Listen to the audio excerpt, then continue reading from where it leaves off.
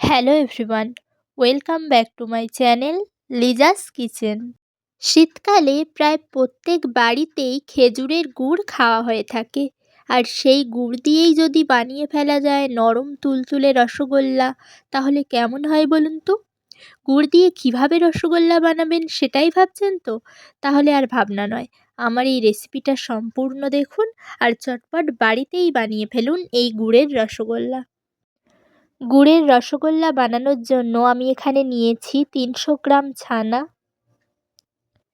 কিছুটা পরিমাণে কর্নফ্লাওয়ার, কিছুটা পরিমাণে ময়দা, 100 গ্রাম চিনি আর নিয়েছি 1 বাটি খেজুরের গুড়।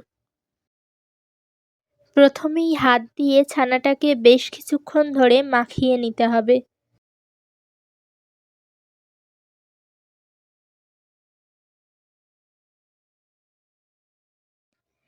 এবার ছানার মধ্যে দিয়ে দিচ্ছি 2 চামচ কর্নফ্লাওয়ার, 2 চামচ ময়দা। ছানার সাথে কর্নফ্লাওয়ার আর ময়দাটাকে ভালোভাবে মিশিয়ে নিতে হবে। ছানাটাকে এমনভাবে হাত দিয়ে মাখতে হবে যাতে ছানার মধ্যে কোনো রকমের দানা ভাব না থাকে। বেশ কিছুটা সময় নিয়ে ছানাটাকে ভালোভাবে মাখিয়ে নিচ্ছি আমি।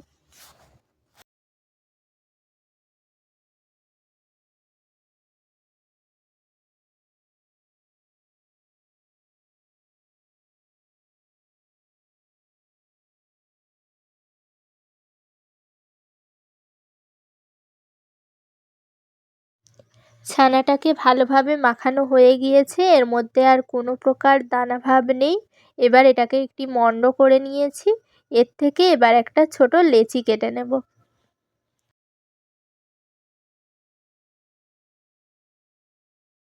ছানার লেচিটাকে হাত দিয়ে একটু লম্বা করে ছোট ছোট বল আকারের কেটে নেব।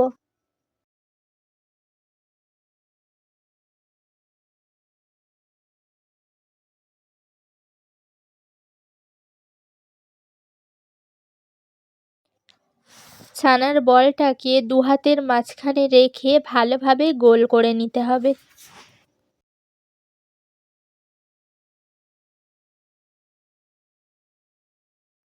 সবগুলো করা হয়ে গিয়েছে, আপনারা দেখতেই পাচ্ছেন।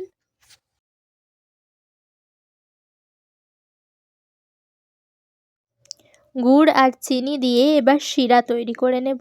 এর জন্য আমি কড়াইতে 100 গ্রাম চিনি ঢেলে দিয়েছি আর দিয়ে দিচ্ছি 1 বাটি খেজুরের গুড়। এর মধ্যেই দিয়ে দেব 2 বাটি জল।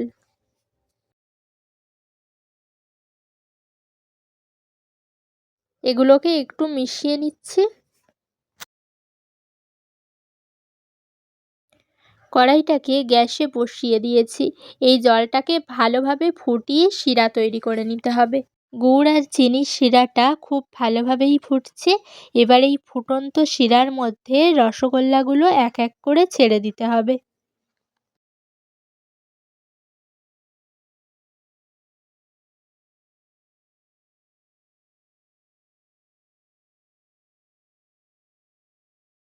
সব রসগোল্লাগুলো শিরার মধ্যে ছেড়ে দিয়েছি। এবার একটি ঢাকনা চাপা দিয়ে দিলাম। এই সময় গ্যাস একেবারে হাই ফ্লেমে রাখতে হবে। আপনারা দেখতেই পাচ্ছেন কিভাবে ফুটছে। এইভাবে 10 মিনিট ধরে ফুটিয়ে নিতে হবে। 10 মিনিট পর আমি ঢাকনা খুলে দিচ্ছি। আপনারা দেখতেই পাচ্ছেন রসগোল্লাগুলো কিভাবে ফুলে উঠেছে। এবার এগুলোকে গ্যাস থেকে নামিয়ে পরিবেশন করে নেব। একটি প্লেটে আমি রসগোল্লাগুলো এক এক করে তুলে নিচ্ছি। তাহলে আপনারা আমার সাথে শিখে নিলেন তো কিভাবে গুড় দিয়ে নরম তুলতুলে রসগোল্লা বানাতে হয়। আশা করি আপনারাও এটি বাড়িতে বানিয়ে দেখবেন আর কেমন হয়েছে সেটি আমাকে কমেন্ট করে জানাবেন।